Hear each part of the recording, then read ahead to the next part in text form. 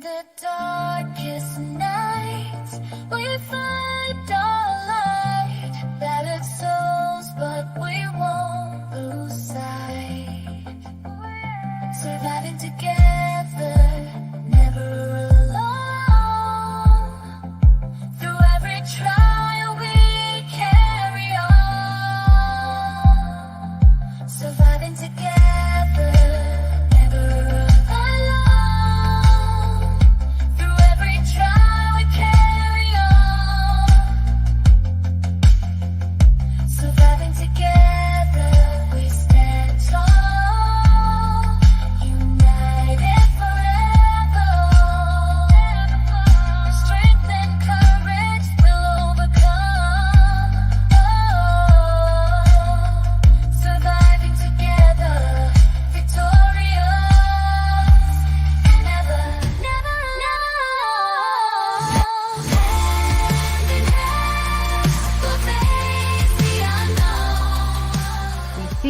We hear you, and we believe you.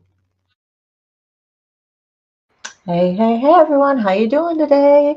Welcome to Surviving Together. Welcome, SAS community. If you're new here, if you're lurking, SAS is the name of our community here, and it is Sexual Assault Survivors Support. My brain just went, it's like I don't have my glasses on, my brain doesn't work. Sorry about that, guys. Alrighty. So let me get over to your comments and see what we got here. Shannon, welcome. Crystal, you made it. Woohoo! I am taking it your tree's good. That is awesome. Sophia, hello. How is everybody? Janet, good to talk to you. Sandy, I'm so glad you're here. Where have you been lately? I know you're always all over the place. So I say that in regards to like your physical location, because I know you're always traveling.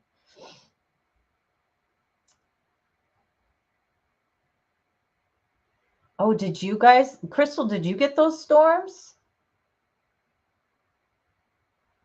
Where's Todd? Oh, hi, Todd. How you doing? I'm so glad you're here. I'm so glad all of you are here. This is just wonderful. Mock, welcome. Oh, awesome. I'm so glad. I'm so glad everything's good with the tree and the robins, Crystal. That is wonderful. I don't know about you guys, but we had hellacious storms, and it was like back to back to back. Especially, wow, Tuesday morning were doozies. There was two different fronts that were coming through. So one came through and I don't know, it was like half an hour, and the second one came through. They were just, we had 70-mile-an-hour winds. It was, yeah, we've got big, big trees down. Not by us, thankfully, because I have one right outside my window. But a lot of people have done a lot of cleanup. I bet they are, especially with all the rain, you guys, especially if you had a nice soaking rain, Janet. I bet those hayfields are nice and green. Todd, what's been going on for you? Did you guys get those storms in Pennsylvania? I guess that would be for Sandy and Todd. Well, Sandy, if you were in Pennsylvania at the time. Are you okay for the storms? I guess you guys could get some doozies.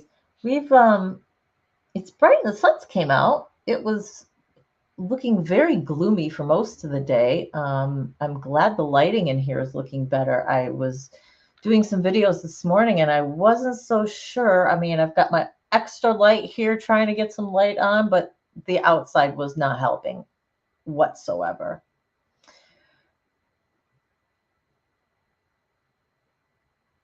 You've got a hurricane coming? Jen! Haven't talked to her for a while. I'm so excited she's here. Welcome all of you. Welcome all of you. Is this what it takes to get you all back? I got to do something like this. The future of surviving together. I am not quitting, guys. Far from it. I am doubling down, actually. Um, well, one's out for everybody who either needs it because of health, mental, storms, whatever. I wish you all the best. Um, oh, it's nicknamed Cape of Storms. I did not know that. I mean, I'm not surprised. Definitely not surprised. I know you've got like a bazillion great white sharks off, like really great white shark diving there, but that's like the farthest thing I want. I was just thinking today, I really want to go back to the Caribbean. I want to get diving again. Lord knows my gear's probably all shriveled up. It's been in storage for a long time. Let's put it that way. I don't even think I have my suit anymore. Lacey, so good to see you. I am so glad all of you are here. Misha, that's okay. Lurk away. We're just glad that you're listening. Glad that you're here. Um, oh yeah, Shannon, you're right. The hurricanes come from over in Africa, and then they come straight across the Atlantic and end up hitting you guys. Um, I have not seen weather lately, so I have no idea if you guys are you supposed to get hit with one that's coming from the Atlantic or one that's coming up the Gulf? I have not paid attention whatsoever. Let me do a quick shout out. If you have not heard Misha's latest song that she put together, oh my gosh, there's a video that goes along with it. But I am definitely, I mean, I had her send me just the track. I absolutely love it. It's learning to love myself again, and it's fabulous. The lyrics, the poem that she wrote that went along with this, I can't say more about it. So just you guys got to check it out. Uh, Misha, why don't you throw your channel up? Because I do not have it off the. Did you listen to it, Jen? Isn't it great? I've listened to it like 14 times. I have it on. I haven't been able to get it switched to some of my playlists, so I just have it on my phone and my downloads. So I've got to work on doing that somehow. But I absolutely love it. So yeah, you got to check it out if you have not. First off, let me apologize once again, guys. If you didn't notice, tips and tools for dealing with CPTSD got changed yet again. And it's because I started putting it together, and there are some visuals that I want to put up that I think are really going to be helpful, more than just me, chatting away here. Some things, there's one in particular with the body, and it shows the vagus nerve and how we need to calm our nervous system down, and how it changes. And I just think some of these things are going to be really, really helpful for some of you that are more visual learners. And I want to make sure that I do it justice. I know that's been my excuse for a while now, but first it was finding things. We've gone over a lot of things, and I don't want to just beat a dead horse and go over old territory, because a lot of the things that, you can use for CPTSD are going to be the same as any other, times that we've talked about tools dealing with trauma, right? To calm ourselves down, get into a different space, journal, all those kinds of things. Yoga, meditation.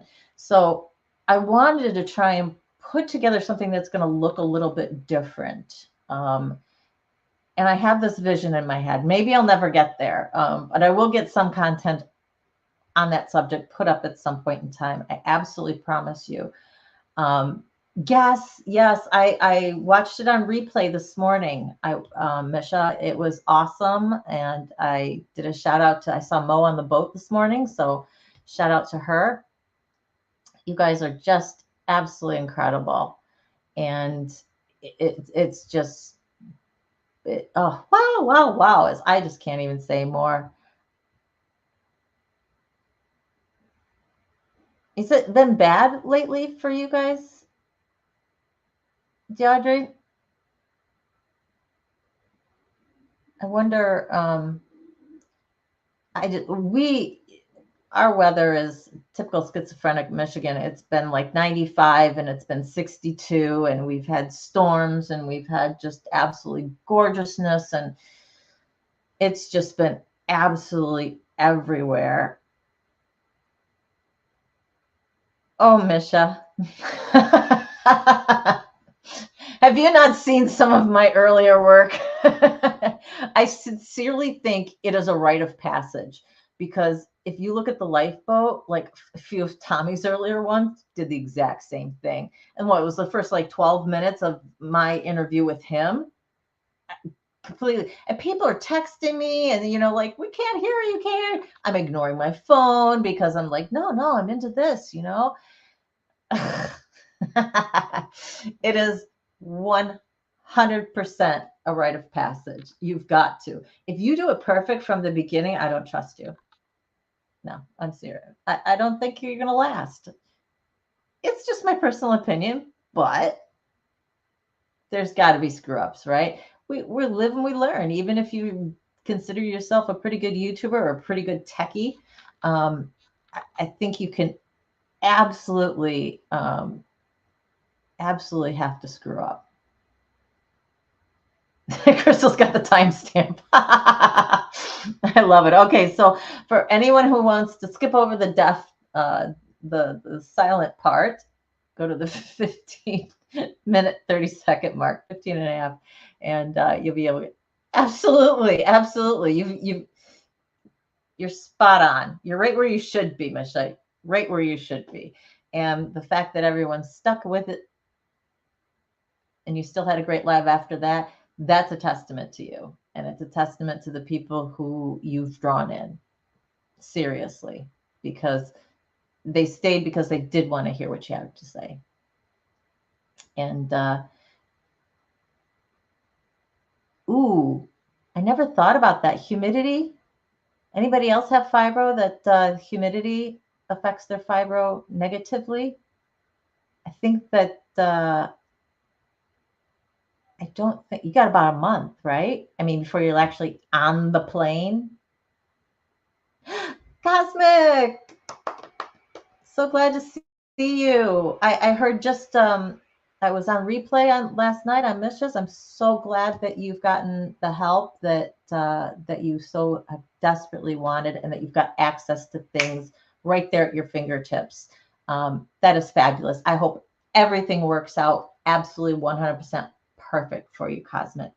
I know that you've really been kind of volleying for yourself as of late. I mean, like the last 3 to 4 months that I've really been following you and known you, and I'm just, Jen, that is fabulous. Oh my gosh, wonderful things are happening today. Oh my gosh, Anik, I'm so glad that you are here. I was like, the old crew's back together again. I was just talking to Janet. I'm like, people kind of come and we go, and there's some people we haven't seen in a while. And it's just so wonderful that all of you are here today. Oh, Jen, that just makes me so, so happy. I've been meditating like there's nobody's business. Manifesting, and that's one of the main reasons for the change today, and why I wanted to speak about. No, absolutely not. Of course you're not alone. Of course you're not alone. And if you did not see the quick little video, the 5-minute that I put up today, Misha, watch that. Jen, I am so excited. That is so awesome. Have you spoken with your landlord? Has he agreed to, like, the half and maybe some probationary period for continuing on? That's just, I, I missed the whole Reddit thing, guys. What happened with Reddit? I'm out of the loop, obviously. You guys will have to fill me in. Yeah, I think humidity is pretty bad on humidity is just bad on my temper. I'll give you that much because when it's too humid for too long, I just don't my brain doesn't want to think. I don't want to focus and I just get cranky. I'll be quite honest with you. I was really cranky the other day and it was humid here and not only that, it was dark. So we had the storms were coming through but they weren't here yet and it just everything. It was just like, bleh. Okay, I will say, yeah, screw whoever did that on Reddit. You can just delete that, ignore it.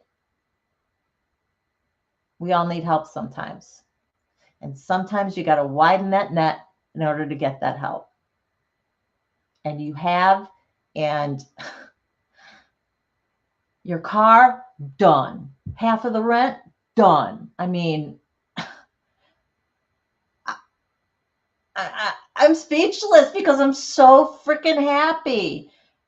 You better call me later today or tomorrow, okay? I'm just saying, you better call me. So, why did I say what's next? Why did I say the future of surviving together?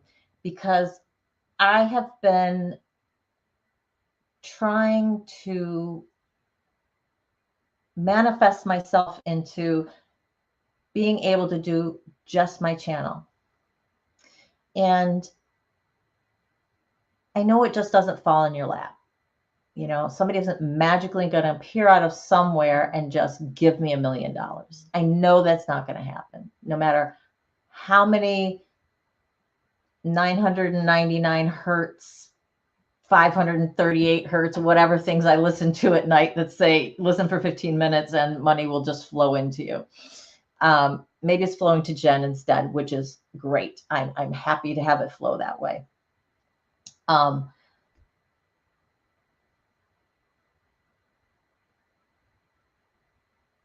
Oh, well, yeah.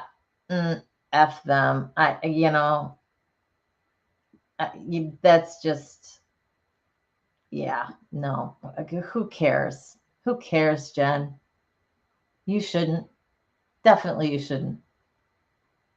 You're doing what you need to do. And the people who love you and care about you are 100% in support of you. So, anybody else? Yeah, F them. Don't care. I did some work this morning. I put out a quick video just because I just had it in my heart and I felt I needed to. And it really goes to what all of you guys are saying here is you're not alone. No, you're not.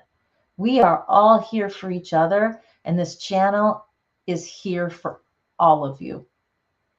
No matter how little or how much you need, no matter how little or how much you interact with it, we're here. Anytime you need that extra support, anytime you need somebody to talk to, you will be able to get somebody, whether it's through our lives that we have here, which eventually I'm looking at expanding. I was even speaking to someone this week about some ideas of a morning chat that I want to do, which won't be surviving together. It'll be expanding on surviving together, but more of kind of the fun side of things, not dealing with the trauma aspect. I've been calling it my morning snark, and I've got some ideas for just some, just a video or two or a story or two that is just the utmost in ridiculousness that I have to share and put my snarky comments on it. You can call me mean if you want to, but I kind of, there's, if your level of stupidity drops to some of the levels that some people do, I think you've really opened yourself up to some snark. Now, am I meaning it in a mean-hearted way? No, I'm not. But sometimes you just need to up your game a little bit. And I worry about some of these human beings and their life choices. And I feel that they definitely deserve to be commented upon. So, my coffee and my morning snark. think that we might be able to pull that off if we can expand the channel a little bit. Like I said, I've got a ton of ideas that are running around through my head, and one of the things with my meditation, with listening to how we manifest, and why, if we're so certain on something, like I am with this channel and helping sexual assault trauma survivors, I truly believe this is where I belong. That doing something within this realm, whether it was YouTube or not, it was going to be something in regards to this, is where I wanted to end up. And I do feel in my soul called to help. And I thought to myself, okay, if I know, I mean, a lot of people have trouble just, finding what's your life's purpose type of thing. I really feel like I found it, and now I'm kind of working backwards, So I'm trying to get my health into order. I don't do very well eating wise. I was serious, my comment on the boat. Somebody needs to take these protein bars away from me that I live on. I literally do live on. I did have some oranges this week though, but I do live on them way too much. And it's more sustenance than anything else, because it's so easy just to open them up and eat, right? It's even easier than having to pour a bowl of cereal. And it's too many carbs in general. And I'm trying to get to fresh fruit. And so there's your four pillars of existence. There's your financial and your spiritual and your health. And I think spiritual is the life purpose. And there's the one other, and I totally forget what I totally forget what it was. Anyway, one of the pieces that they were speaking about is, the universe gives you what you are ready for, what it feels you are ready for, and what you actually are ready for. And one of those pieces is, I've been giving a lot of lip service to, oh, I want to expand the channel. Oh, this is where my heart and soul is. But I haven't been putting that extra work in. Yeah, I've been doing the research for our lives most of the time. I've only canceled 2 in the 4 months that we've been up, 5 months. And I think that's a pretty good track record. But I feel like if I want to expand, if I'm showing the universe that this is what I am, not what I'm meant to do, because I think it knows that, but that I'm ready to receive that extra funding, that support, however it manifests itself, so that I can do this 100%, and I don't have to do these legal projects that I do unless I want to take on a particular one, which, if it had something to do with trauma survivors or sexual assault survivors, you can bet I'd take it on in a heartbeat. But most of these other ones, these corporate type things, I would just let it go by the wayside. If I could pay my bills and survive, I'm not looking to get rich.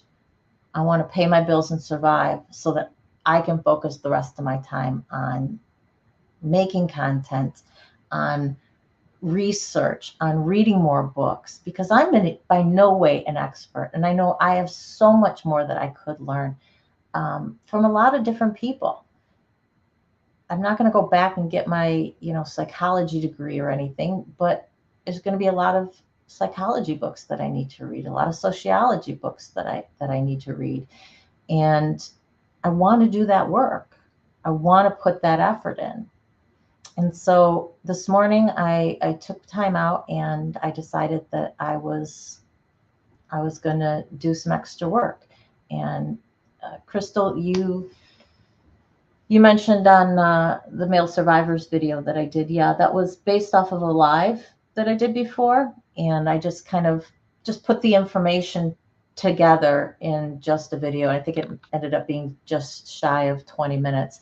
15, 20 minutes, half hour at the very most is what I'm aiming for. So all the topics that I've covered in my life so far, the child on child abuse and grooming and the porn, all of it, I want shorter videos on so that people don't want to slosh through the lives, that they can get a flavor of what I do and what I talk about and how I am. And then they can decide whether or not that they want to join us or they want to watch more. I think that that's going to be able to draw a lot more people in. By the way, like and subscribe. I lost 2 subscribers within the last day. Don't know how. I know they'll come right back again. They always do. It's just kind of this bing bong bounce thing. So like, subscribe, comment. YouTube really likes that. Check your bell for notifications. Hopefully, if YouTube is wanting to, it will give you the notifications on time.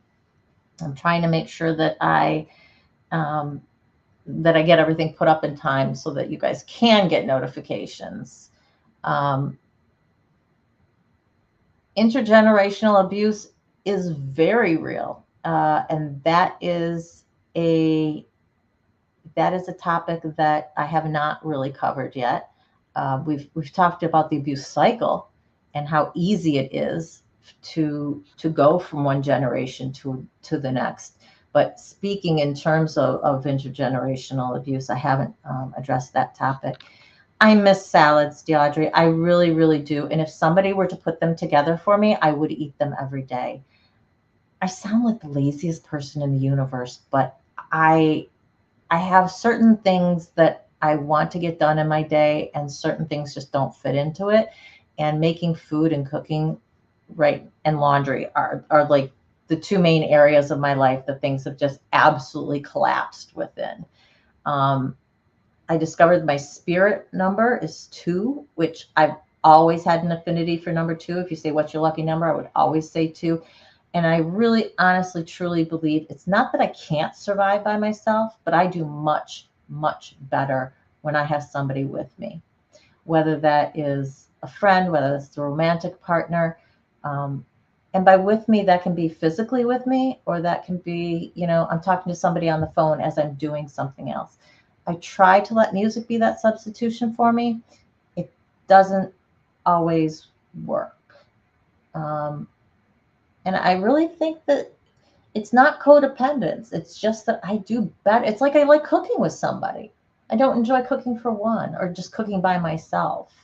If my son comes and cooks with me, it's great. We have a great time and we make a wonderful meal. There's certain things I do enjoy doing alone, reading, and just kind of being, obviously, my meditation, so there are definite chunks of time that I am quite content to be by myself. And that's why I know it's not codependency in the true sense of the word. I can exist.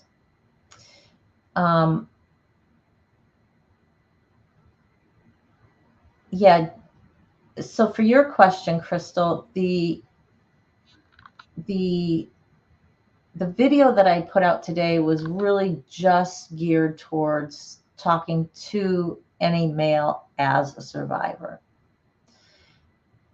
I wasn't looking at speaking to them as being an abuser at all, or getting involved in that portion of things. So that's a separate topic. It's really a separate video that we can look at.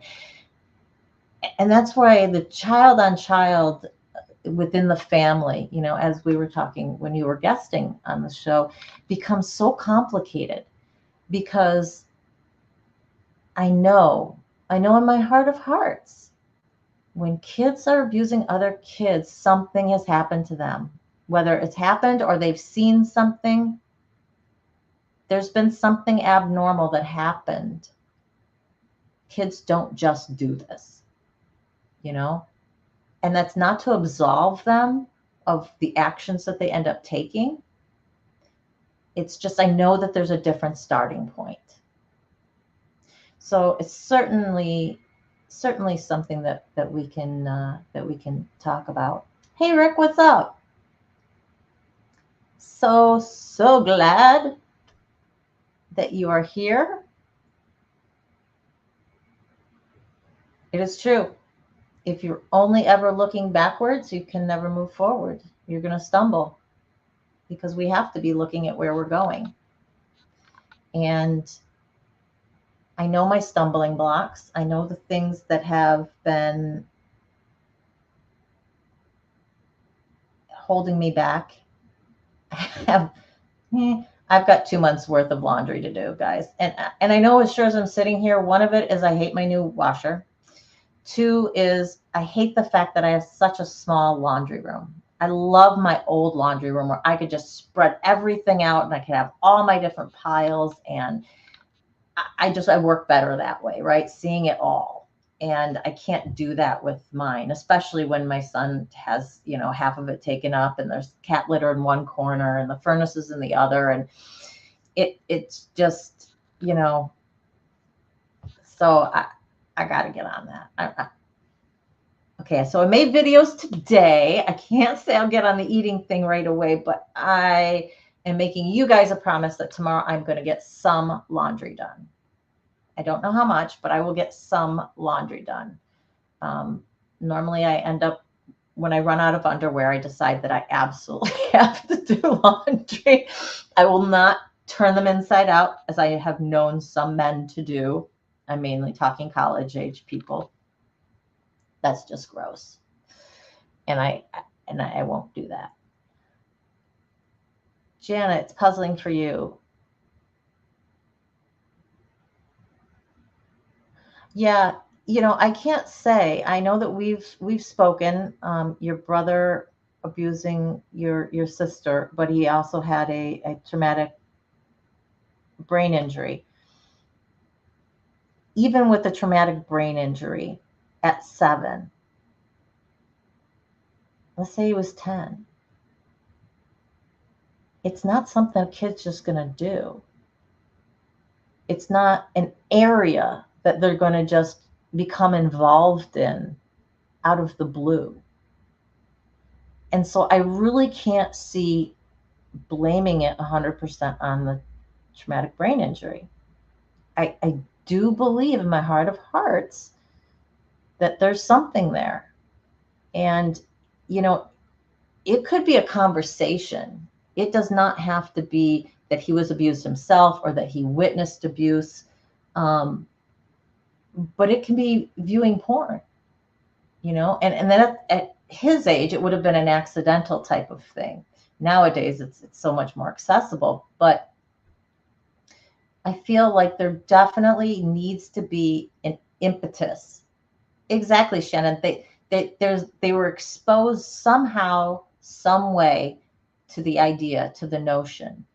Now, my child abuser when I was a child, 5, 6 years older than I was, I always thought that I didn't know whether he was sexually abused himself, but I certainly knew that he was verbally and physically abused. I knew that for a fact.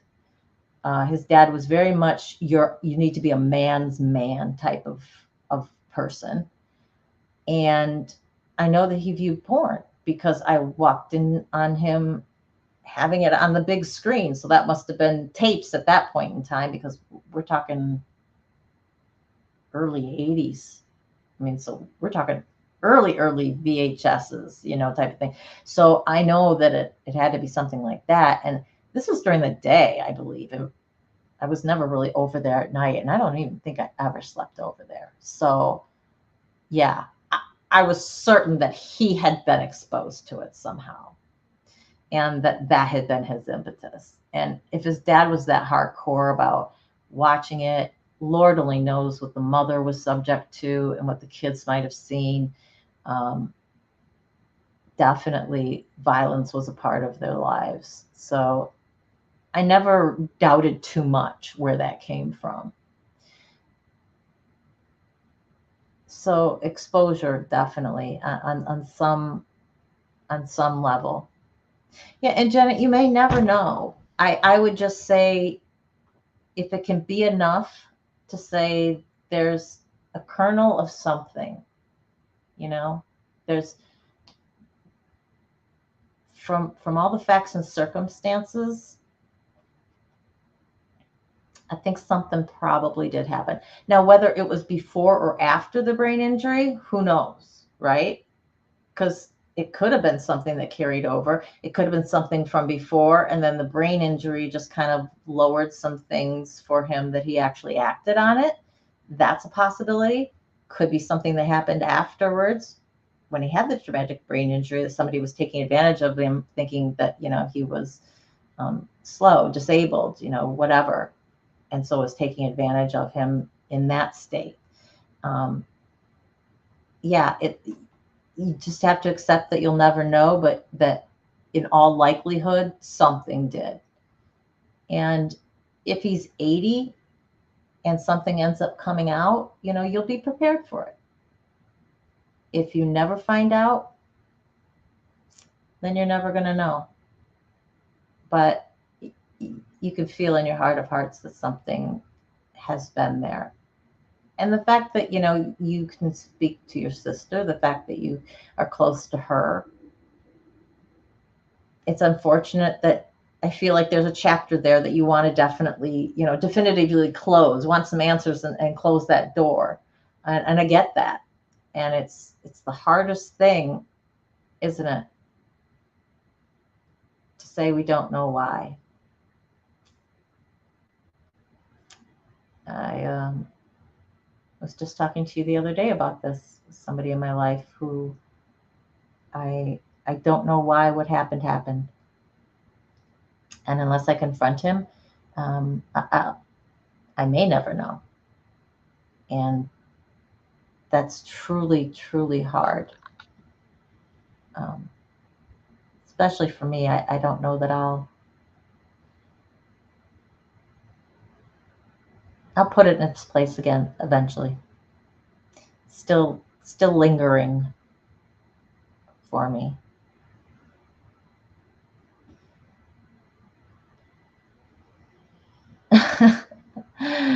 Hey, no worries, Rick. No worries. Let me, I need to scroll back here a little bit because I think.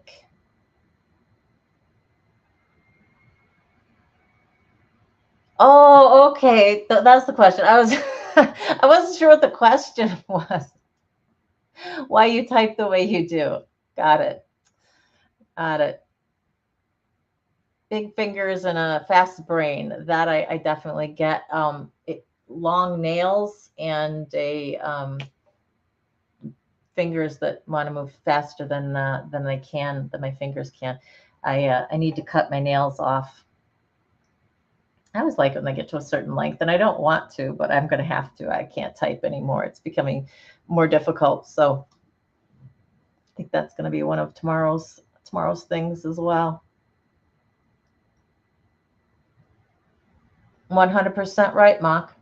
It's not easy to live without answers, but it is possible. It's one of those we did the best we could. We've tried the best we know how to get closure, shut that door, make amends if that's necessary. And sometimes it's just always going to be a question mark. For me, I know that I can always drive down and confront him physically. And that's like my last bastion of hope, of way of getting closure. And I have not decided whether or not that's something that I'm going to eventually do one day, or if I'm going to just let it be as it is. I am realizing how desperate my hair is for some good oil, guys. Wow, this is just looking, whew, it's looking a little straw-y, kind of like that hay in your fields, Janet. I have got to get out and get some good oil. The oil that I got, it was sticky hair oil, and it should not be sticky, and it just, bleh, it felt gross in my hair. I know I could probably order some 10 times quicker, and I just never think about doing it, but I should. Oh, 100%, DeAudrey. 100% kids see and repeat a lot more than adults notice. Absolutely. Because I know that when I had my kid, I was like, there's certain things that I'm not going to do because they're going to see it. And then part of me convinced myself, oh, they're so young. They're not going to remember anything. I screwed up, but oh, well. You know what? Those screw ups still came to bite me in the ass because they remember a lot more than you think they do. And even if it's not on a conscious level, again, significant trauma, yelling in the house, all those things that I know now. Well, there's a reason you don't fight in front of kids. And I knew it. And I'm like, yeah, he's two. He's not going to remember this. Not knowing how that trauma affects you. When we talk about it living in your nervous system. And kids are sponges. So, do I have regrets from the first 5 years of his life? Oh my gosh, a mountain of them. I often say, if I could go back and do it again. But isn't that always the case? Hindsight's 2020. Because it's not only what I know now about trauma, it's what I know now about addiction. And I'm not going to say that means I would stay with his dad. I'm 100% certain it wouldn't have made a difference as to whether I stayed or eventually left. I still would have left. But some of the arguments would have been a lot different. Some of the arguments wouldn't have happened just because I understand the addiction more than I ever have before. And bless it for the resources that were out there at the time, which was basically AA and Al-Anon. Read AA stuff, went to Al-Anon meetings, never made a difference. I did not, there was nothing there that was clicking. And the people who were able to detach yet love, I couldn't reconcile that for myself. For me, I needed to understand that underlying addiction and what it was doing, and that addiction was always going to take precedence over myself. There was no amount of willpower. There was no amount of logic reasoning that was going to overcome that. Knowing that makes such a difference. And I see things in 100% different light, right? Yeah, a lot would have been different. A lot would have been different.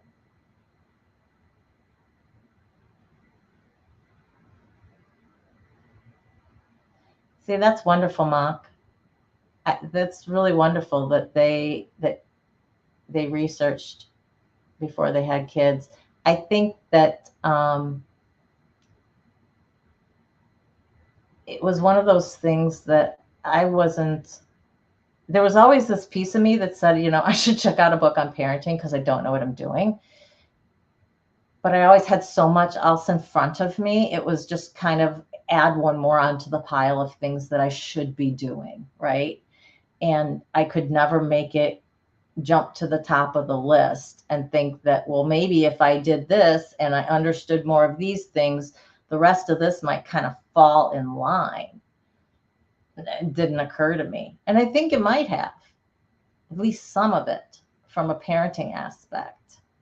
But it depends on what kind of parenting book I looked at, because, there are many different parenting styles, a lot of different beliefs as to how you best parent, how you best discipline.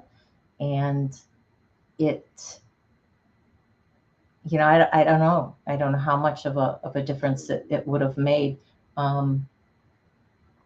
Could I have taken the lessons or taken that information and actually put it into practice? Again, I don't know, because mentally I was just in such a destroyed place. Audrey, I'm really glad that Al-Anon helped you. It didn't me. And I do agree 100%, Shannon, the difference, the group can make the difference. And I did go around to several different groups. But I always just found it to be a chance for people to whine about the alcoholic in their life. There wasn't a whole lot of, okay, today we're going to talk about X, Y, or Z. It was, we'll talk about whatever anybody's, whining about. And I would read the materials on Al-Anon and what their concept was, and how alcoholism is a disease, and that you can detach from the disease and yet still love the person. And if you make plans with them, always make a backup plan. And it was just a lot that I don't think I was prepared to do. I had so much else with having a new child and not getting the support I needed with a child, first and foremost, and having a job that I worked an hour away at. I was out of the house by 6. I didn't get home until about 7. My child would go down anywhere between 7:30 and 8, which I would then just go down with my child, wash, rinse, repeat. I don't think none of those lessons fit within my life at the time. So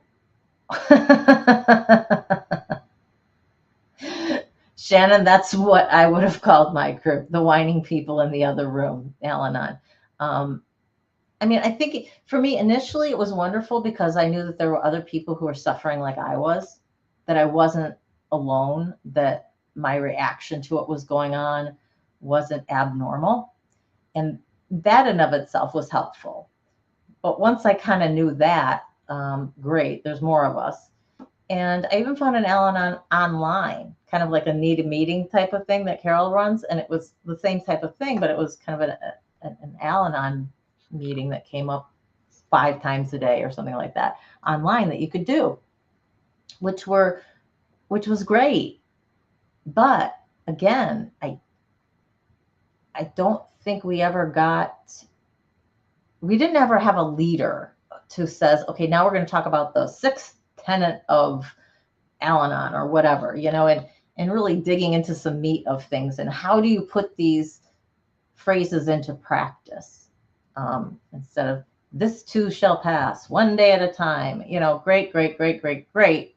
But this is what I have on my plate on a daily basis. How is this going to help me in that? And I could not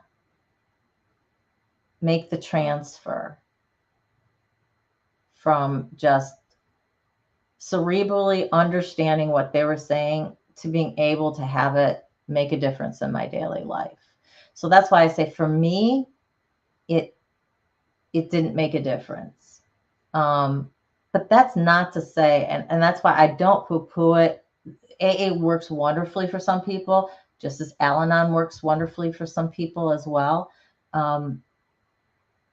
Understanding what I know now, I had to learn it a different way. I don't think, even if I had been in a different place, that at least the Al-Anon groups that I had been in, or the way that they went about teaching it didn't make enough sense to me. I think everything that I've learned now about addiction has really put things into better perspective. And, I can deal with it is so much better. Absolutely. You go into AA with your sister and the guys would hit on you. Why am I not surprised? Well, and, listening to, like people, AA and NA,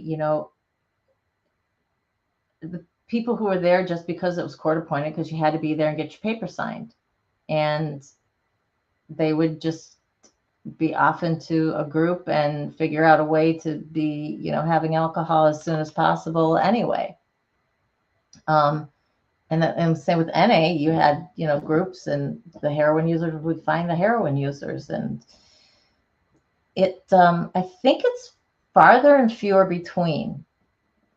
It takes a special type of person and a special type of commitment to be utilizing that to its fullest to have it make a difference in your life. So it's not to say that it can't. And it has made a difference in thousands of people's lives. I know for some people, the higher power was an issue. And some of the groups that I went to were very much, I would say, religious based, or that's how they thought of it. And they didn't get across the idea of that higher power can be you, can be your inside you. That higher power can be the group collective and drawing on all of them as support. If you can't deal with it yourself, give it over to them. Ask for help. Different ways of thinking about it. And exactly, Janet, and Shannon, Tommy talks a lot about that. And I think you will be able to, Deirdre, I think that you'll be able to find a place in Ireland. For one, that there's places online, right? And didn't you say there's Zoom? And, two, what you're looking for. You know what's going to be good and what's not going to be good for you. I bet you can walk into a group and within the first 15 minutes, if that's going to be a group you're going to go back to. You've been doing it long enough. You've been introduced to it long enough. You've found a group of people that worked for you. And so I think you'll definitely be able to find something. It just might take a little bit of work, but at least I think you've got online, right, in the meantime, which will be great. Americans on Child Development. I don't know what that means, but I will definitely say that there are many different thoughts on that.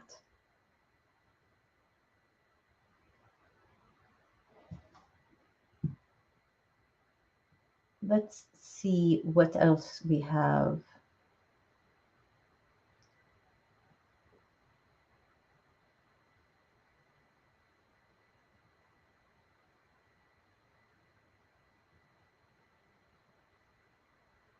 I need to do that because I'm back reading. Hold, please. Please hold.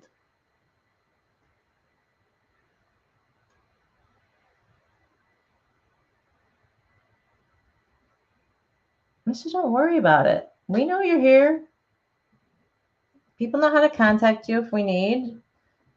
You can be a lurker. Said it more often than not. I love lurkers. I care about you guys. So lurk away, listen away, whatever whatever floats your boat, whatever you need. And that's one of the things that I want to talk to you guys about. And, Misha, if it's too hard for you to type today or whatever, shoot me an email or something. I wanted to go over this. We the horse trimming videos are addicting. Oh my gosh, Janet. Oh, I love you. I absolutely love you. Yeah, I've been there too. I definitely got on a a few days where I was like, all I could do was, watch those hoof trimming videos. And some of those poor donkeys who hadn't had their hoofs trimmed in like forever, that were like almost like wearing clogs, those poor little things. I'm going to switch screens, and I know it doesn't look like much different from you guys, but part of why I mentioned today of what's the future for. I've covered a lot of topics. I know I've spoken to you guys about where should we go from here? What do you want to hear about? And I'm asking you that from not only just an individual topic standpoint,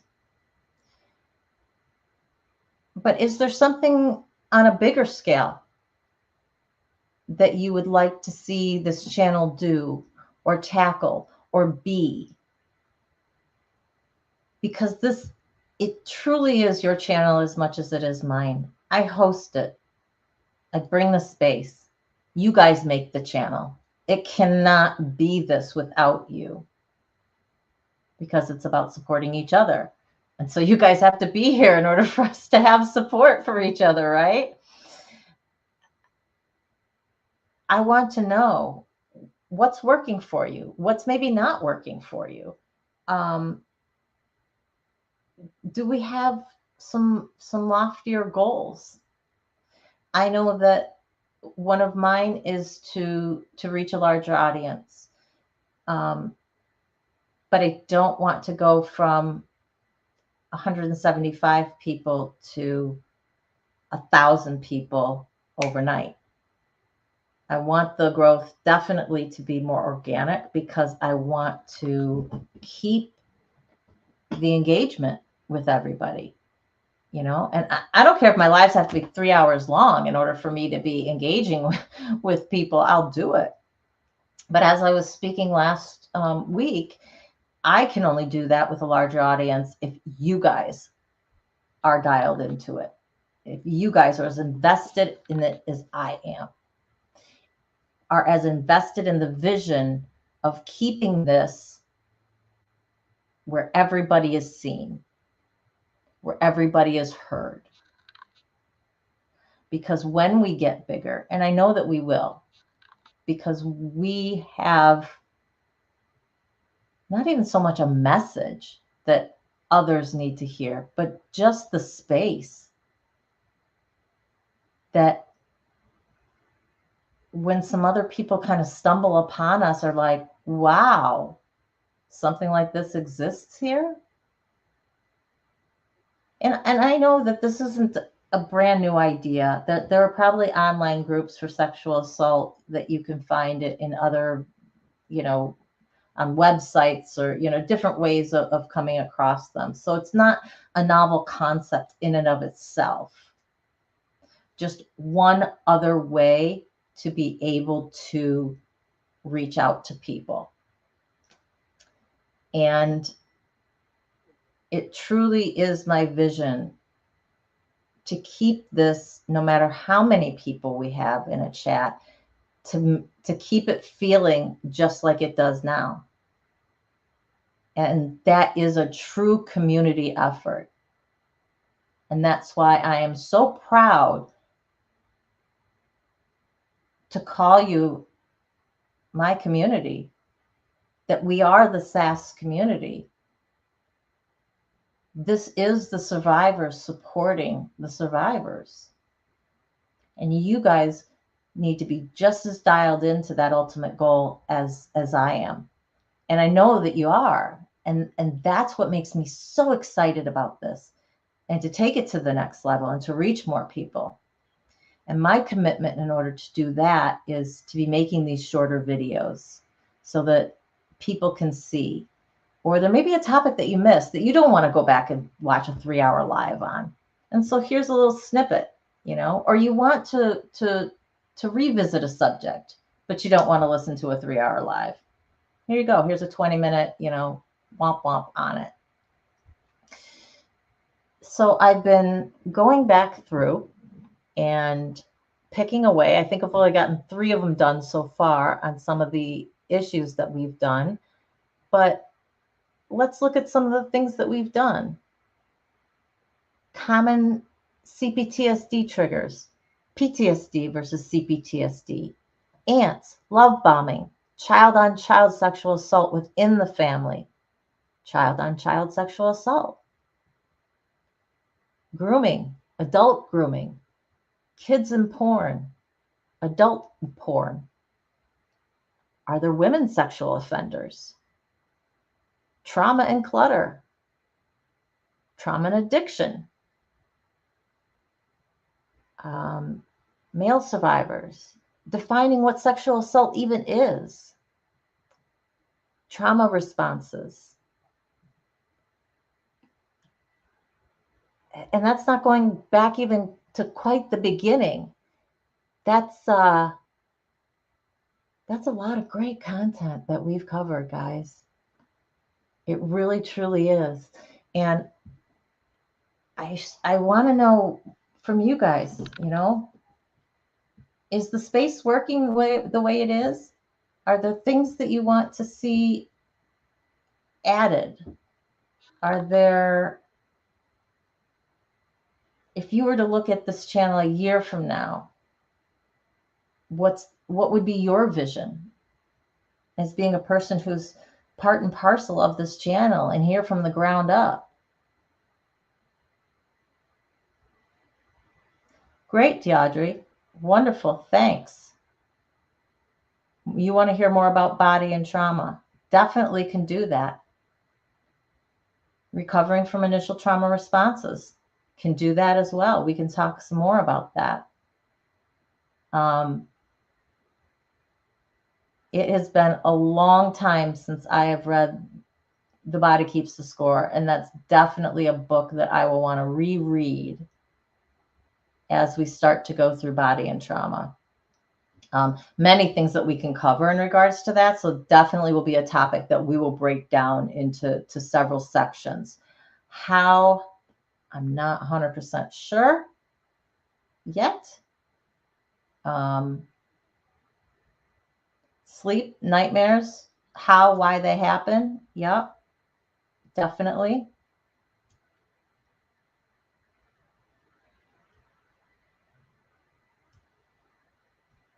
Oh, Rick, that's absolutely fabulous.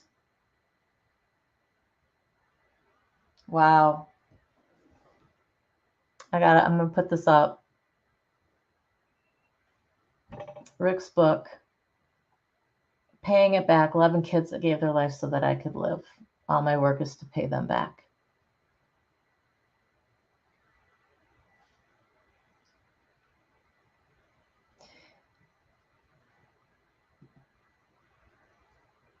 I think in a lot of ways,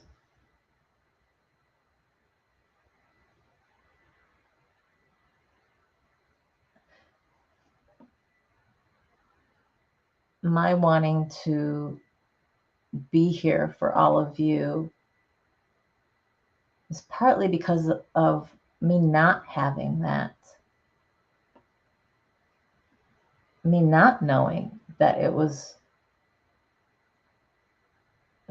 a survivor of child-on-child sexual abuse. That was a thing, right? That was a thing, guys.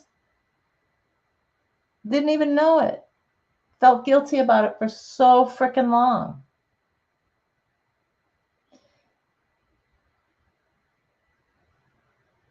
And just, I get so much out of being able to impart whatever knowledge I have for you guys and to be whatever kind of support that I can be for all of you.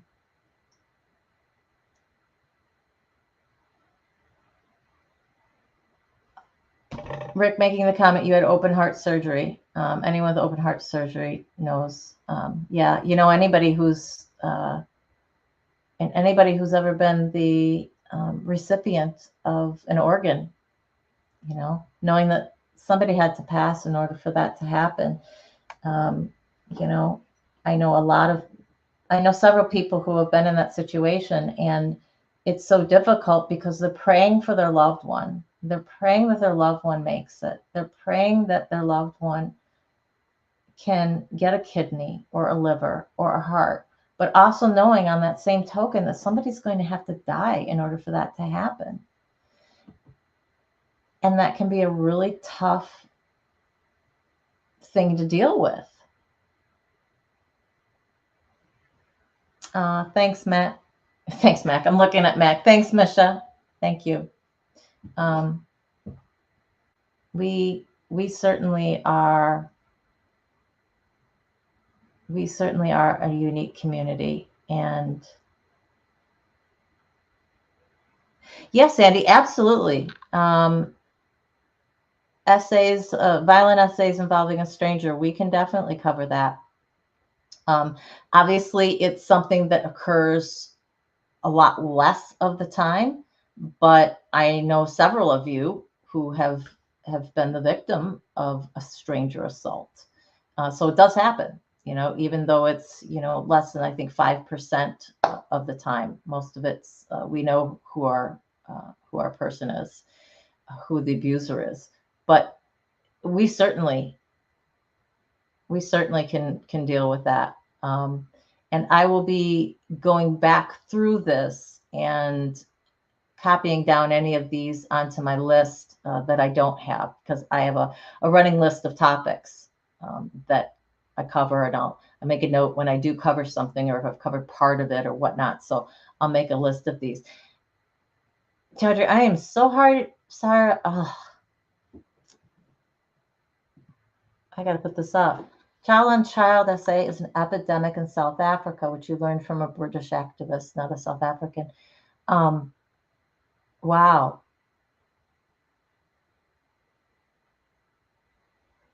That makes me think, right?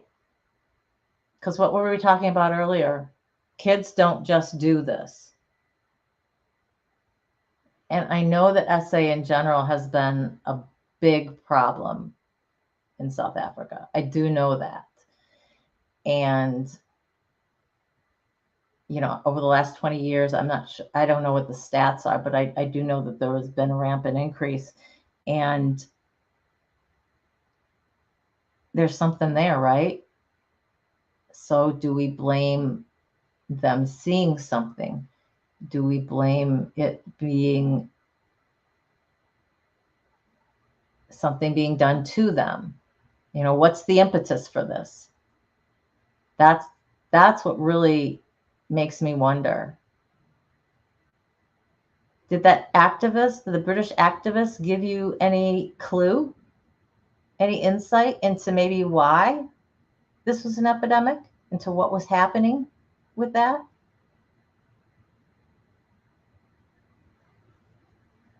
I'd be curious, because as we say, it just doesn't just happen, you know. Um, Crystal, I 100% understand struggling with the guilt. There's our bodies react in a certain way, right? And especially when we're kids, if something feels good, we want more of it. And when you don't know something is wrong,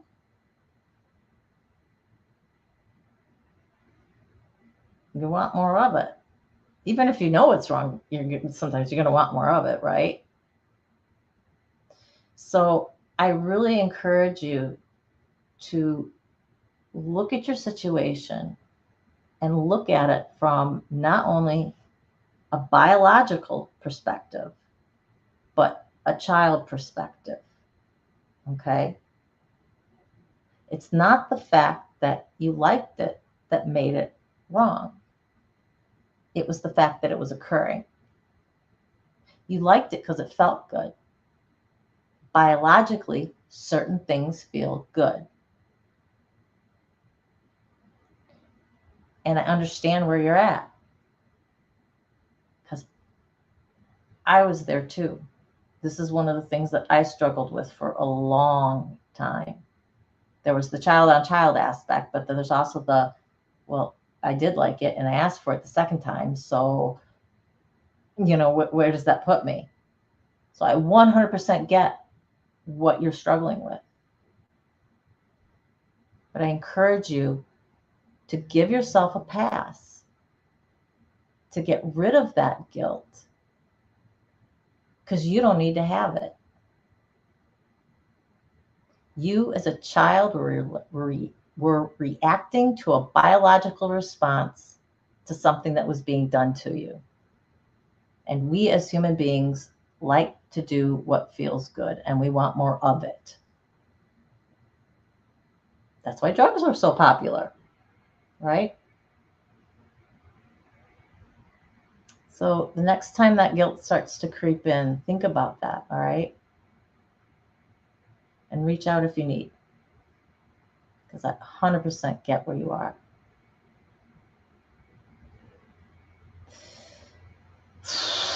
Yeah.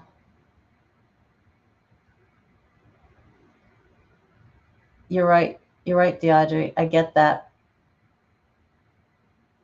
Um, she's saying that the SA rate is measured in minutes, not days. And because many people live in one-room shacks, the kids are going to see sex, whether they want to or not. And whether that's a violent thing, whether it's a taking or whether it's consensual, regardless, they're going to be seeing it. It's just like having live porn in front of you.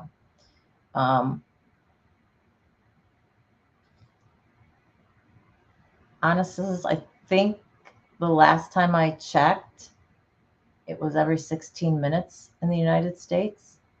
I could be wrong about that. I want to do just a quick search.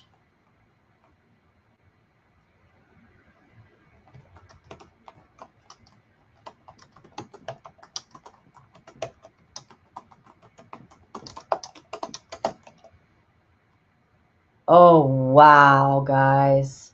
Holy shnikes.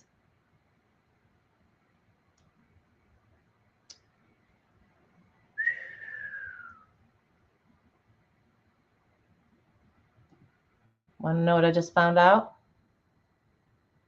In the United States, it's basically every minute to a minute and a half. So one said 68 seconds, one said 73 seconds. That's how often in the United States somebody is sexually assaulted.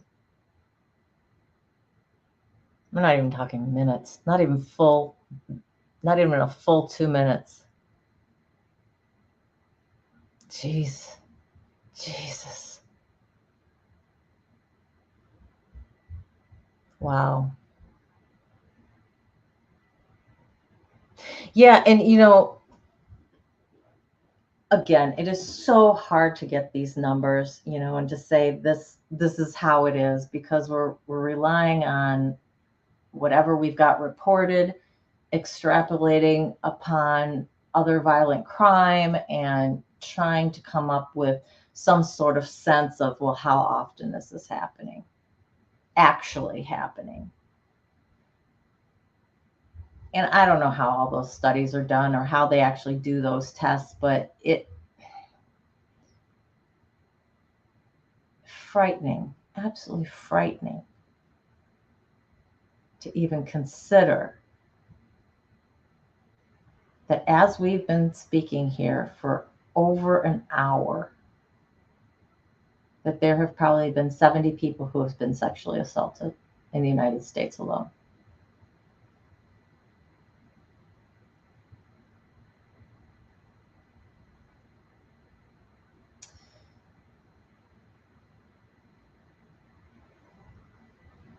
Mine weren't either, Shannon. Mine were not reported. I honestly think that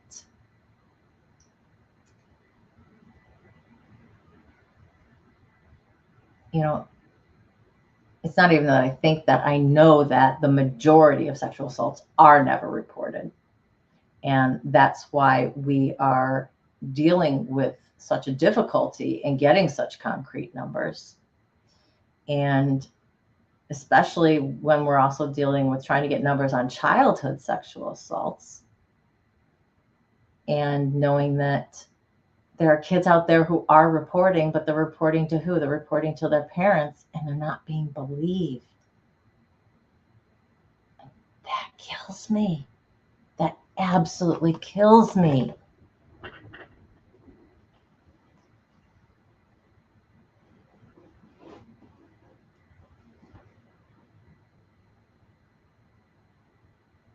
Yeah, look at this. Mine wasn't.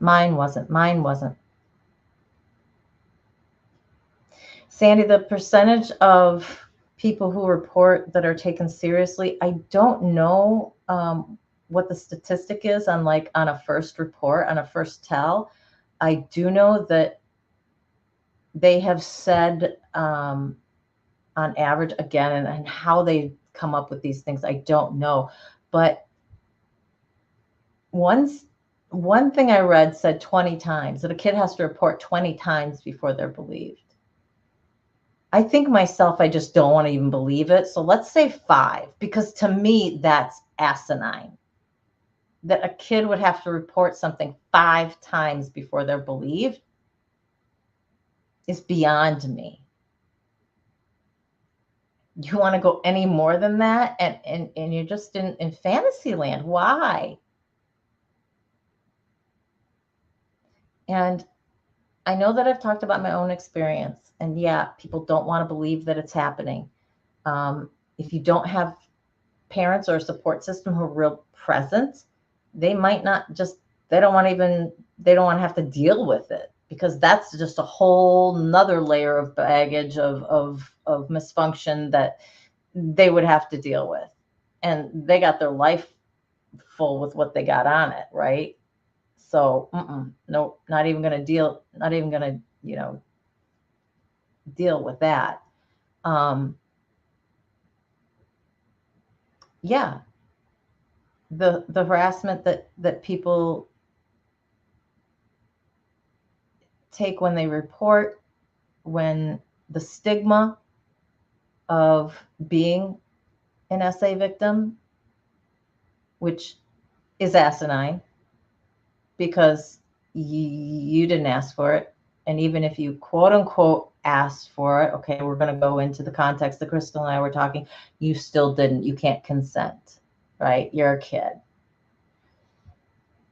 And that goes for adults who can't consent as well. Smacks in your face, doesn't it, Misha? The amount of people. I'm thinking that maybe at the end of our lives, before we end it, we give a 10-second moment of quiet and give the number of people who were likely sexual assaulted during the time that we've been talking. And it just brings home how prevalent this is. Speaking with DeAudrey and listening to things in her country and to where they've gotten. I'm almost frightened to take US off and just start plugging in other countries and seeing what it is.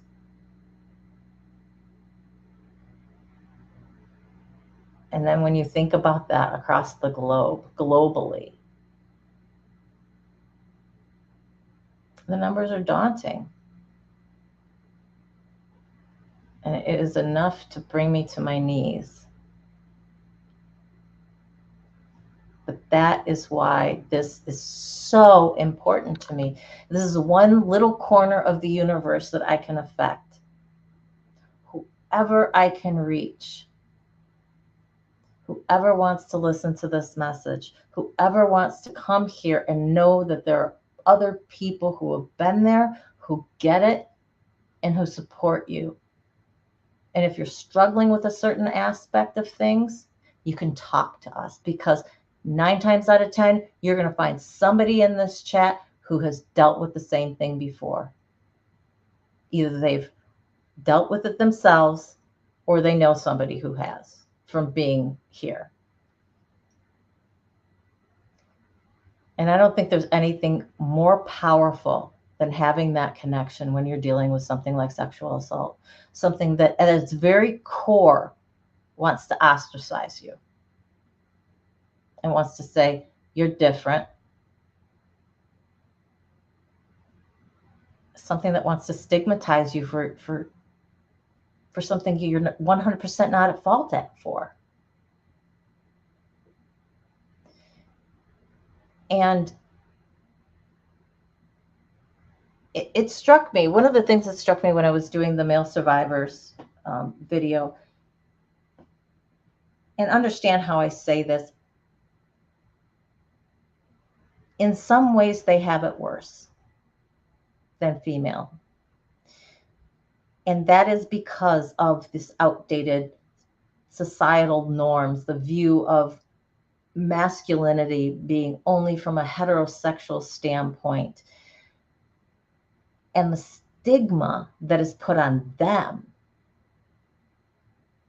I truly believe is worse than it is for females, because there is the sense out there that it should never happen to them. And if it did, then they were weak. They deserved it, or they allowed it to happen. One of the two. And nothing could be farther from the truth. And one of the points that I reread that isn't something that's in forefront in my mind all the time because I'm not a male, is the amount of males that don't disclose, not just because of the stigma upon them and how they will be looked at by the outside world, but it's a matter of protecting their family and friends from the taint of being associated with somebody who's been sexually assaulted. And I thought about that. And especially in some cultures where it's, so truly looked down upon, and that stigma is just unimaginable, that wanting to protect yourself from that, and to still maintain protecting yourself just from other people looking at you, but also making sure that you still have a family, that you still have friends, because you very well could be ostracized from them by the way that they look at you. But not only that, let's say those ones who stick by you, they very well could be looked down upon as well, because they're standing by somebody who is friends with or has in their family a male sexual assault survivor. How warped is our world?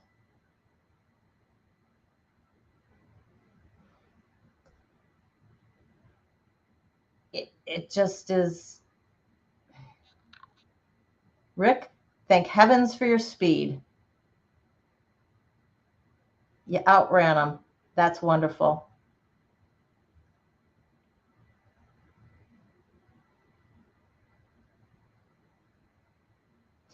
Yeah, talking, talking to your cousin, talking to our friends, talking to anybody, your nieces, your nephews. What do we say? Education, education, education.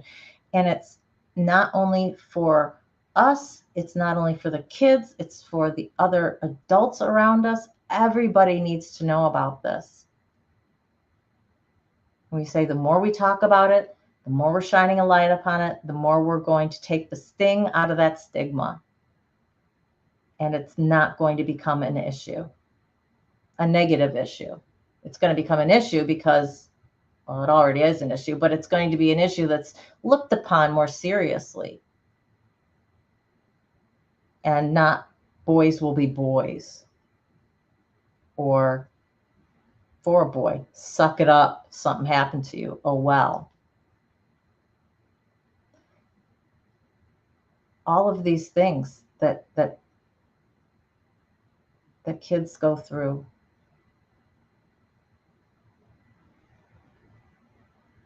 Date rape, when that phrase became popular when I was growing up.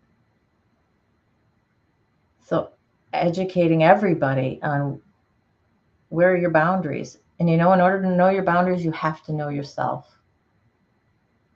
And I will admit, for a long time, I did not know myself well enough to know where I should have boundaries. I know where I felt my boundaries should be. But for me, if I don't have a reason behind something, and I can say, this is why I believe X or Y, this is the reason I have this particular boundary, It's not going to be solid, and that's me. And some people may be able to set them because they know that that's an expectation or what should be. But I don't think it's going to be really solid unless you truly believe in it. And that's why our young people have to know themselves. We have to raise them to be independent, to know who they are, to know their environment, to have their eyes open. Certainly, we want kids to be kids as long as they possibly can, but there's certain things in this world that we cannot shield them from and expect then that it's never going to happen. Sexual assault is one. Porn is another. These are two things in society today that you've got to educate your kids about, because they will be exposed to it somehow, some way, whether it's from themselves or whether it's through a friend. I guarantee you they're going to be exposed to it somehow. And the sooner we talk to them, the sooner they know what the dealio is with porn. They're going to be able to put it in the proper context, right? The sooner they know what to look for in terms of an abuser, the better off they're going to be. Do we want them to be aware of strangers? Certainly. Do we need them to be aware of the uncle who's a little handsy? Absolutely. And it's uncomfortable to think about. It's uncomfortable to talk about. But knowing that 90 to 95% of people know their abuser, you have to talk to everyone about those instances of what could happen of the people that they know, whether it's dating, whether it's a relative, whether it's a family friend. This is the reality that we live through today. And we can let kids be kids but still give them the tools, the best tools that we possibly can, to let them grow up being kids and not having to deal with these problems, not having to get sucked into the slippery slope of porn, of knowing what it is up front, of not getting, sucked into grandpa or that family friend or their baseball coach. It's so critical, because it needs to be education. It can't be just, saying to our kids, well, don't wear that. I don't want to go back to the days of victim blaming. Well, you must have wanted it because you dressed that way. Are you going to draw more attention to yourself if you're dressed as a woman, if you're dressed a particular way? Certainly. Certainly. Should you be able to still expect to walk down the street and not be attacked? 100% you should be. Is that what's going to happen? So it's a matter of education. Listen, you wear that, this could be an outcome. Not one we want. Not blaming you. But in the grand scheme of things, do we need to change things a little bit? Do we need to switch the behavior? Do we need to switch our expectations? And I know I've been getting up on my soapbox for like the past half hour about this, but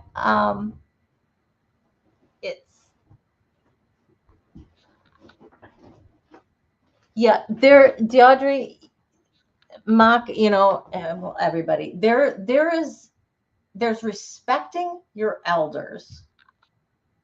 in regards to the wisdom that they can impart upon us, in terms of looking at the life that they've lived, knowing that they have so much more experience than we do, that they might have something worthwhile to say on a particular subject. And then there is the blindly, I don't even call it respecting your elders, just blindly following your elders' rules. Because really that's what it was growing up. Respect your elders meant you do what they say. And to me, that's not a respecting your elders situation. Just because they're older than you does not mean they're right. Something I have really drilled into my son's head. Could they be right? Yes, they could. Could they have some things on that they can add to what you think and your experience? Do they have a difference of opinion born out of their generation that can teach you something, either about how people react to things, what it means to go through a certain experience? There's so many ways that we can learn from our elders. And it doesn't even necessarily mean that we're looking at them and saying, that they're right about something. They could be totally wrong about something. But if we're able to talk to somebody about that situation, we may learn something from that. There are things that I 100% think my dad is wrong about, but I understand why he thinks that way. And it's born out of his generation. It's born out of how he was raised. It's born out of what he feels is right and wrong. I may not agree with that, but I can understand it. And there's a certain level of respect that I will give him, meaning I'm not going to argue tooth and nail with him about it, because it's not going to do any good. That's how he feels. And from his standpoint, that is right. And I am wrong. And we're never going to see eye to eye on that. But I can look at his situation, and I can look at how he was raised, and I can look at how those values affected him. And where did we come from? How have things, molded themselves and grown as they've gotten, as we've gone on in time. Because just because I think they're wrong doesn't necessarily mean I'm right. And this really hit home because my son and my dad were disagreeing about something. And I saw the value in what both of them were saying vis-a-vis their generation. I could see how my dad was never going to be able to see it from my son's perspective. And it was going to be very difficult for my son to see it from my dad's perspective without first realizing what that perspective was. How did things change? What was their reality? Because the things that my son has had to grow up with, the world in which he has had to live, 180 degrees different in a lot of ways than it was for my dad. So to expect that all of his mores and values are going to be the same, I think is unreasonable. Just as my generation is kind of somewhere in the middle. We had some technology, but definitely not as much as my son. And there was still a lot of intact families and rooted, people grown up in two-parent households, to say, from that traditional family values type of thing, where I kind of got a mix of both, so I can see from both of their standpoints. Doesn't mean I think either one of them is necessarily right. Maybe I think my way is right. But again, probably born out of my generation.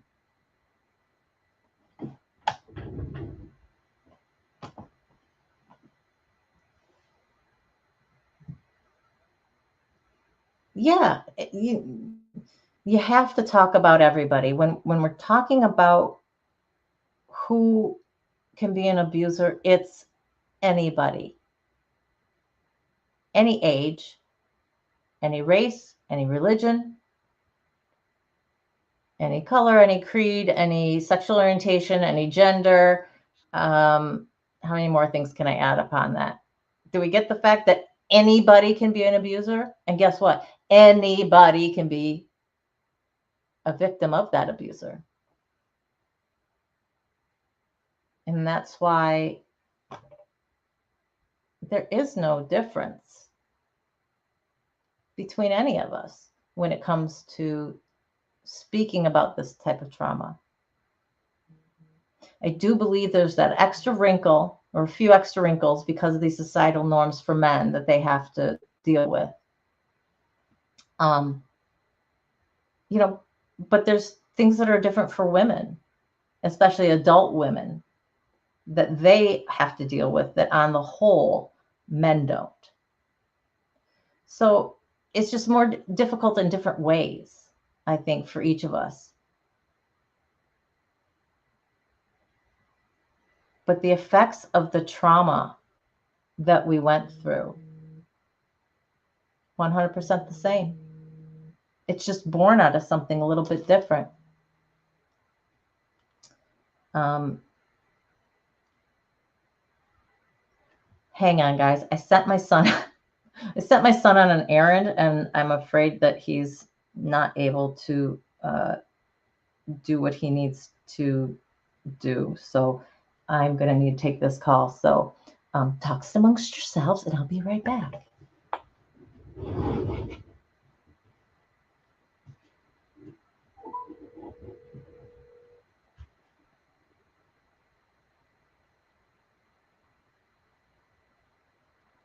I'm live. What do you need? So you said the entries before the Girl Scouts, right? Yes, it's the first drive on your left. As soon as you turn right off of Walker. Okay, so I'm in the parking lot, and there's like a big building with like a forklift over on it. Okay. When you turned into the parking lot, look to your left. And those sets of suites, the very first one. Okay, so you made the second one on the left. Okay, I'm sorry if I got a little bit off on that. It'll have Ryan Mason, and say Mason Law on it. Okay, Got it? Yeah. Just put it in whichever one's the lockbox. Thank you so much. I appreciate it. Just text me.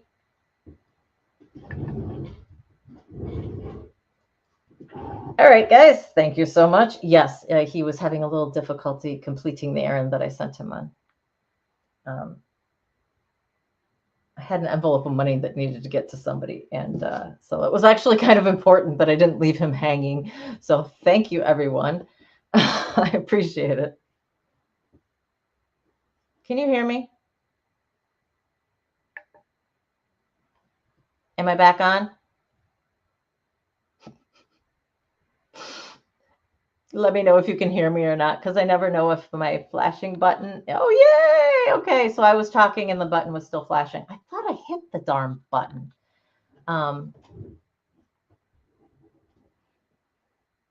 That's awesome. That really is. It really is awesome that your parents were like that. It's funny. My parents were in regards to alcoholism were like that with my grandparents. My grandmother was an alcoholic, and she fell off the wagon when I was about 9, 8, 8. And it was a bad situation. It was really bad. She picked me up from school drunk, drove home partly in the wrong lane of traffic. It was very scary, very, very scary. And I was thankful that we made it home. And she was asked to leave our house that day. And we didn't see her for quite a number of years. But the essay talk was something that we never got. I will say that we weren't actually given any sort of alcoholic talk. We just knew that grandma went away. And that's my biggest wish. And I think the one thing that I have done right by my son is educating him as much as possible. And part of it is because of the experiences that I had. Okay, I was SA'd, so teaching him about that was critical for me, because the one thing I wanted more than anything in life was for him to grow up and not have that happen.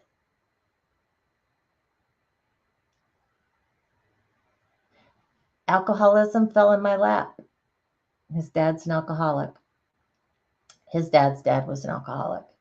He would be a 3rd generation, possibly 4th generation alcoholic if he started drinking and was kept on that path. And so speaking about that became critical. Alcohol is a form of drug. So speaking about drugs became critical.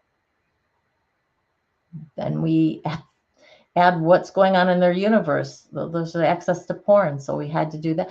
There's so many things that totally different for me parenting than my parents. I mean, things that they wouldn't even have to think about. Educating me on porn? I barely got educated on sex. I mean, it wasn't even something that,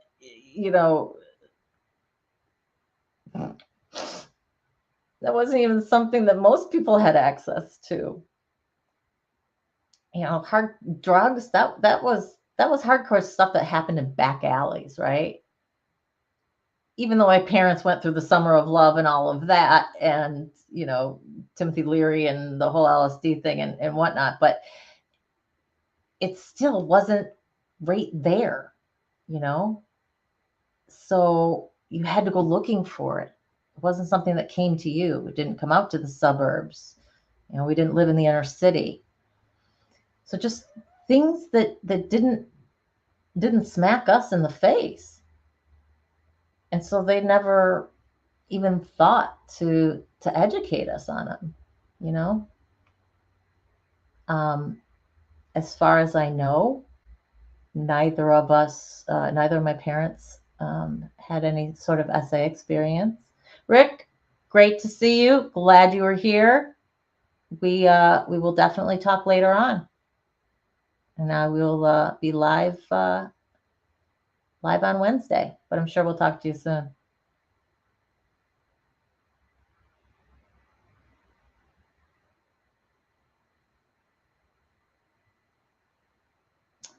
That's scary, Mark. Yeah. Nobody wants to distrust their immediate family. Nobody. Especially if there's been nothing overt that's happened in your presence. It becomes really difficult to believe. Who wants to think that? Nobody.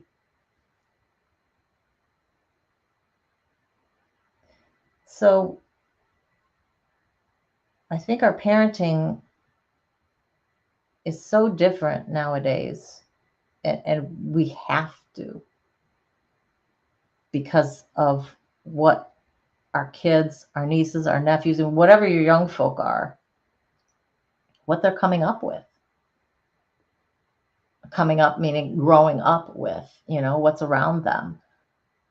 The internet was a total game changer. 100%. Being able to have your life in the palm of your hands. Yeah, it's my kitty cats. Having instant communication. In some ways, it's a blessing because I can get a hold of my son if I need to. Thankfully, he's a good kid, so he answers his phone, or he texts me that he can't answer quite right or whatever. He's not one of these that just ignores me. I'm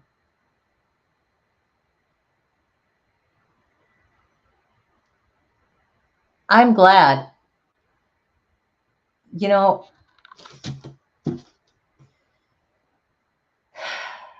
When you've got family, whether it's a sexual abuse issue, whether it's an alcoholism abuse issue, whether it's a domestic violence type issue, and you as a family or you as a parent set a certain boundary and say, this will not be crossed. People's feelings may be hurt. But you know what? I will take that every day over my child being hurt. I'm sorry you feel offended, but this is where my boundary is. And if you can't respect this, then no, you won't have access to this child. And those are boundaries we have got to have as parents, as aunts, as uncles, as, whatever. And sometimes we need to have those even more than the parents because the parents don't have them. Maybe it's because they just don't think about it. Maybe they're too much of people pleasers and they don't want to offend anybody. That's not to say as an aunt, we can necessarily, it's a fine line, right? You can't say, just as my dad could not say, I'm a grandparent, therefore I know what's right, therefore I have a right to parent my child. No, I'm still the parent. And as much as that sucks, my rules, whatever those rules be, are the ones that need to go. That's the say. But if you see a gap, I do believe as family, it is your duty to educate. You step in it where you can, and for the rest of it, we educate. It's the best that we can do because they're not our kids.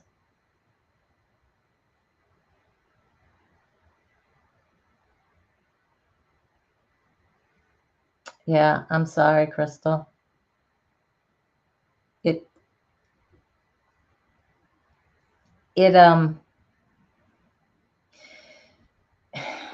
When you're dealing with family, I can't imagine when it would come to your kids. Your kids are your kids. And yet one of them abused another one. Having to reconcile any of those feelings going on inside, oof, in the healthiest of a person has got to be a struggle. In someone who is not mentally healthy or is overwhelmed in other areas, wow, that just kind of seems like a no-win situation.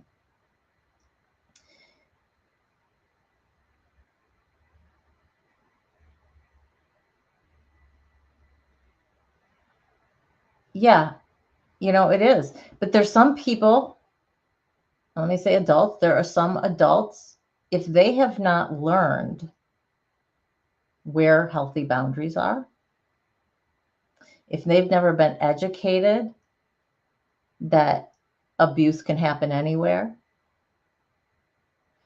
if they haven't had to be faced with putting up certain boundaries, they're not going to be good at it. And we should expect more out of the adults, particularly vis-a-vis the kids, right? Because they are the adult. That doesn't mean because they're an adult, they're going to be effective and that they're going to know what to do. And that's why I say it's education. It relies on it is upon every single one of us to educate every single person that we know.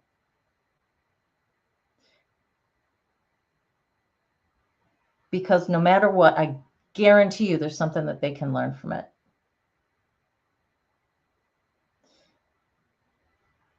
Just having healthy boundaries, maybe the base of it. How to talk to your kid about SA or porn or sex or, whatever it is. Not everyone's good at this.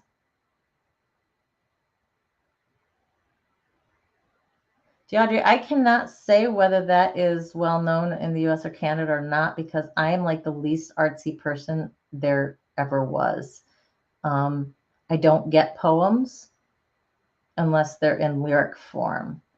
Don't ask me to open a book of poems and dissect one. People will be going, oh man, the visual, the this, the that, the other. And I'm going, okay, I can't even make a sentence out of that. Nothing of what you just said makes sense. So, but I will put this up. Okay, so the poem is called This Be the Verse by Philip Larkin. And I do not know that. So anybody else out there who may know it, please enlighten us with whatever you have to say. What is it about it, DeAudrey, that's pulling on some strings in your... It's very straightforward. Okay, I will look it up. I will look it up and I will read it. It's just when I read sentences and the sentences don't even seem to make sense. It's like you've got too many adjectives and too many verbs and not enough nouns. Just for English in college, poetry class was like one of them. And I love the poetry teacher. He's just an amazing guy, but I knew that I couldn't make it through. So I never was going to be taking that class.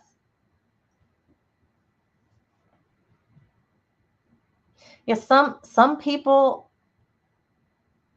some adults just don't have the coping skills. They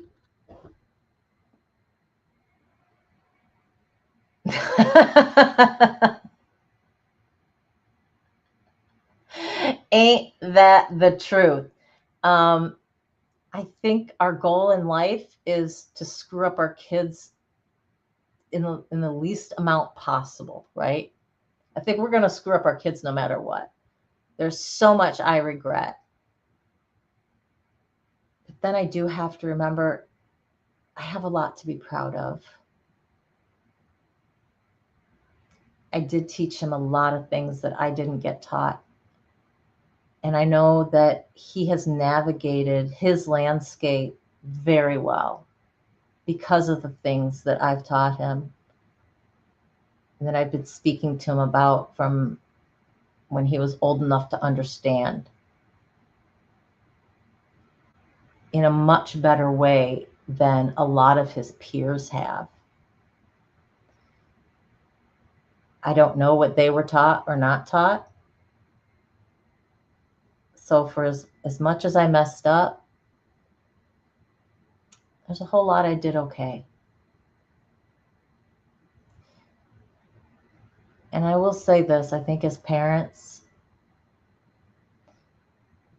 we tend to look at our failings because those are the things that we feel the most guilt. Those are the things that we look and wish we could do over again. We wish we could take back. That we tend not to open our eyes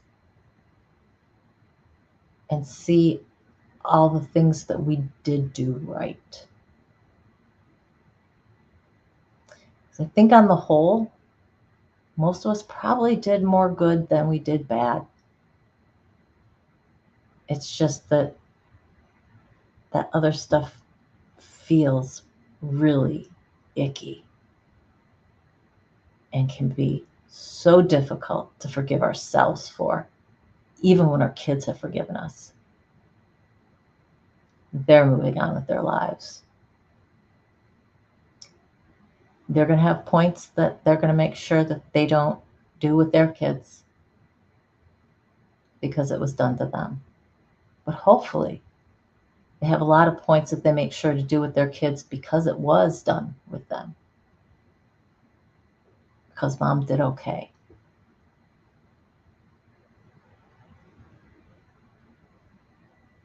So I think in some ways I am, at least now. The first 5 years of my son's life, I was, um, all kinds of messed. You know, living with an alcoholic was way out of my depth. I had never been faced with anything like that in my life. So having somebody who is in the deepest throes of addiction like that, and then not only dealing with the addiction, but dealing with everything that comes with that, and the verbal abuse that would come with it when he was into his cups.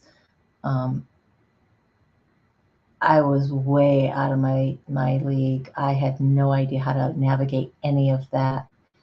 And I think there was an embarrassment factor of, I reached out to my therapist, but there's only so much that they can do. I felt like I had so much that was screwed up within my life that it's like once a week was not enough. I needed to see that person every day to be able to, talk about everything, right? Um, so I,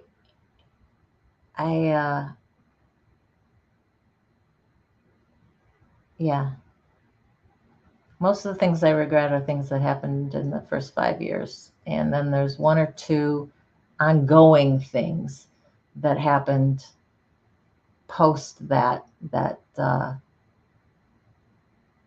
I find it hard to forgive myself for. Eventually I will, maybe in another 10 years or so. We'll see. Somebody's mowing your yard and he's not your yard guy. Well, bless his soul. Hopefully he's doing it for free and isn't going to knock on your door and expect payment. That would really kind of suck.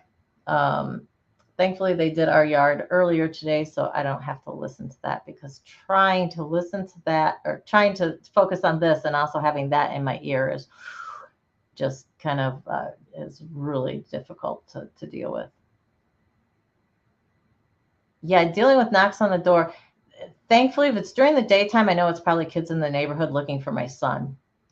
If I get a knock in the evening, I am very thankfully, I have two windows that kind of can look out off my front, that I can look out that people won't see me.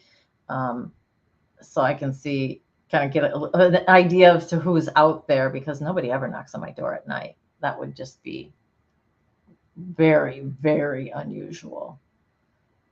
I do need to get new lights outside, though.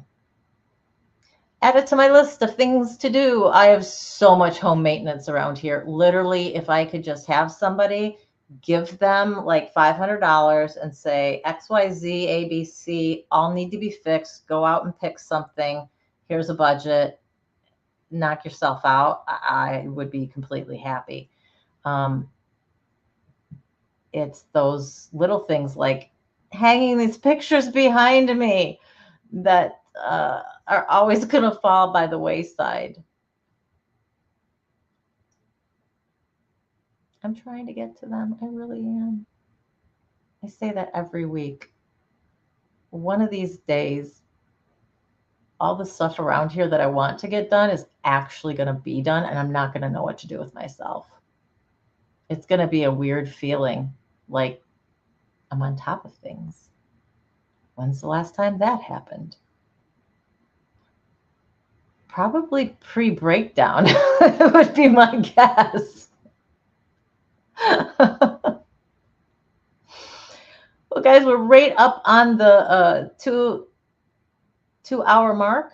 I think this is probably a good place to end things because I do have other things I want to get done today, and I'm definitely trying to stick by my, if I want the universe to give me some more things, I need to put in a little bit more effort in certain areas. And I need to stick with it when I got the energy for it. So right now I do, and I'm going to try and get a few more things accomplished after I hang up with all of you guys. But my lovelies, thank you so much for joining me today and just talking about this space in the bigger picture, in what we want to accomplish, and things that hit home for you.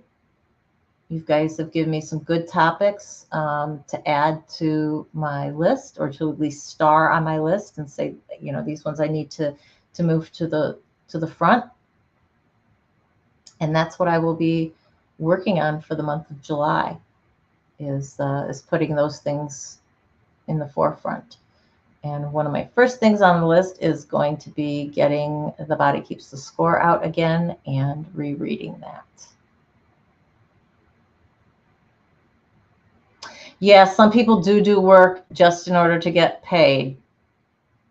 Basically a donation for, I did this work for you, you know. It's like, but I didn't ask you to do the work, and I don't have spare money to give you, so thank you. Here's a bottle of water. You know, it's unfortunate, but sometimes that happens. Sometimes people get lucky and, you know, they have people who can, you know, pay them for what they do, which it's just kind of a gamble you take when you do that, right? Well, I am going to be checking in with a few of you guys because I have questions for some of you. So you may hear from me behind the scenes. And if you need me, you don't bottles of water, you have tap water. Well, you know, is there a hose outside? Worked for me when I was a kid. Again, please like, comment, subscribe. Make sure you're still subscribed. Whenever I lose those few people, I always wonder if it's legit or if YouTube's just playing with me. If it's got like some dummy accounts that it just, you know, yanks and puts and yanks and puts just to be a dick, basically. You guys have all my email. If you're not sure about it, it's in every single video description. Surviving Together, SASS@gmail.com. Feel free to email me about anything that's on your mind that you want to talk about. And I thank you all for being here. And I saw a lot of faces I haven't seen in a while. It was great to see you. Hope to continue to see you guys throughout the summer. And I'm looking forward to the second half of the year. It's kind of wild. Tomorrow's the end of June, guys. We're going to be into the second half of the year. And that means, yes, this channel has been up almost 5 months. That's amazing. And if you missed the announcement that I put on our community post, we have surpassed 900 watch hours, which for a channel of this size, guys, you're all amazing. You stick with me through these long, long lives. And when you rewatch most of it, which is, again, amazing. So thank you. Thank you, thank you, thank you from the bottom of my heart. I couldn't do it without you. This channel wouldn't be what it is without you guys. We support each other. And that's what we're going to continue to do no matter how big we grow. So please remember, you're valuable. You are worthy. You are strong because you're a survivor. And most of all, you're loved. Just as you are, for who you are. Much love. Hugs and love very much. And I'll see you again.